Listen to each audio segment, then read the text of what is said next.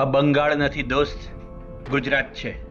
ગુજરાત જ્યાં દુષ્કર્મીને પોલીસ ટ્રેનમાં નાસી છૂટેલા આરોપીને ચાલુ ટ્રેનમાં દબોચી લઈને મહારાષ્ટ્રમાંથી ઉઠાવી લાવે છે. વલસાડ જિલ્લાના ઉમરગામમાં પાડોશમાં રહેતા પરિવારની 3 વર્ષીય પુત્રીને હવસનો શિકાર બનાવી નાસી છૂટેલા આરોપીને પોલીસે ચાલુ ટ્રેનમાંથી ઝડપી પાડ્યો છે. વલસાડ જિલ્લાના ઉમરગામમાં 3 વર્ષીય બાળકીનું જાતીય શોષણ કરી ભાગેલા આરોપીને પોલીસે મહારાષ્ટ્રમાંથી ચાલતી ટ્રેનમાંથી ઝડપી લીધો. આ નરાધમ સામે પોલીસ દ્વારા 15 દિવસમાં જ ચાર્જશીટ દાખલ કરવામાં આવશે. ઉમરગામમાં બનેલી હિચકારી ઘટના બાદ મંગળવારે રાત્રે સેંકડો ગ્રામવાસીઓએ ઉમરગામ પોલીસ સ્ટેશનનો ઘેરાવ કર્યો. પોલીસે આરોપીઓને પકડવા માટે ક્રાઇમ બ્રાન્ચ અને સ્પેશિયલ ઓપરેશન્સ જૂથના અધિકારીઓને સાંકળી લઈને જુદી જુદી ટીમો બનાવવા સૂચના આપી. કહેવાય છે કે આરોપી આ પીડિત બાળકીને ફ્લેટની તેના ઉપરના રૂમમાં લઈ ગયો અને મંગળવારે બપોરે તેના પર જાતીય શોષણ કર્યું.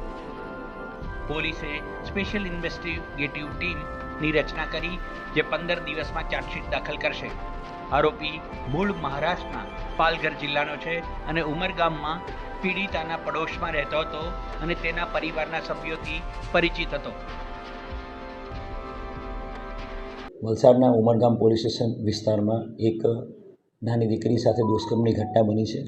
ઘટનાના 1 કલાકની અંદર જ આરોપીને ચાલુ ટ્રેને ભાગતો હતો ત્યારે એને પકડી પાડવામાં આવ્યો છે. આ બનાવ અનુસંધાને ભારતીય ન્યાય સંહિતાની કડક કલમ 65(2) મુજબ ગુનો દાખલ કરવામાં આવ્યો છે અને પોક્સોની કલમનો પણ ગુનો દાખલ કરવામાં આવ્યો છે.